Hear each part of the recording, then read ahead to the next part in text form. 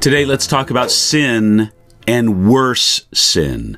I'm going to read you from 2 Samuel chapter 11, verse 4, where we read, "Then David sent messengers and took her, and she came to him, and he lay with her, for she was cleansed from her impurity, and she returned to her house." When we think about all the things leading up to David's sin with Bathsheba, it's easy to forget that everything leading up to 2 Samuel chapter 11, verse 4, that verse I just read to you, everything leading up to that point was temptation. In 2 Samuel 11:4, the trap closed in on King David, and temptation became actual sin. It simply says, "Then King David sent messengers and took her." In this, the man after God's heart went against his own heart, following through on a lustful impulse. David ignored every warning sign and every way of escape that God set before him.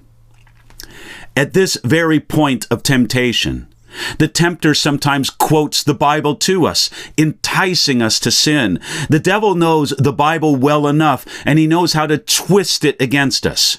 He'll quote the words of Jesus in Matthew chapter 5, verse 28, where Jesus said this, "I say to you that whoever looks at a woman to lust for her has already committed adultery with her in his heart." Then the tempter will preach a devilish sermon on the text.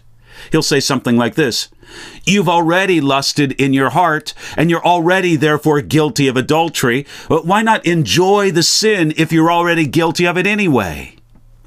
Now, the devil's logic doesn't stand before the truth of God, because while it is true that lust in the heart shows a sinful heart of adultery, the act of adultery is far worse. Adultery in the heart is bad. Adultery in action is much worse.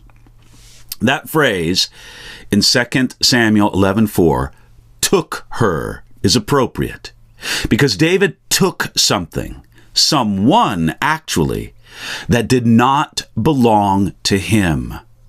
Bathsheba belonged first to God, but also in a sense to her husband Uriah. She did not belong to David at all, and it was wrong when he took her. The end result was that he lay with her. David knew this was wrong, and yet he did it anyway. It's hard to explain David's thinking here because he wasn't thinking. He acted on feeling and impulse instead of thinking. If David had thought about all this, he would see that the cost was so much greater than he wanted to consider at the time. It might have been different if David knew that this illicit pursuit of pleasure would directly or indirectly result in, think of this list now, an unwanted pregnancy, the murder of a trusted friend, a dead baby, his daughter raped by his son, one son murdered by another son, a civil war led by one of his sons, a son who imitated David's lack of self-control, and it led him and much of Israel away from God, and a cloud over the rest of David's reign. Now, none of those things happened immediately. So it seemed like David got away with this sin. But we can only think that if we believe that sin is something good that God wants to keep from us.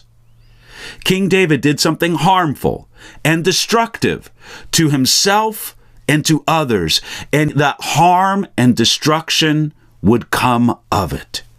Just because David wasn't caught at the moment did not mean that he got away with anything. Friend, today, receive God's strength to stand against every kind of temptation and receive his wisdom to expose the wicked logic of the tempter. That's something that you can receive from him today.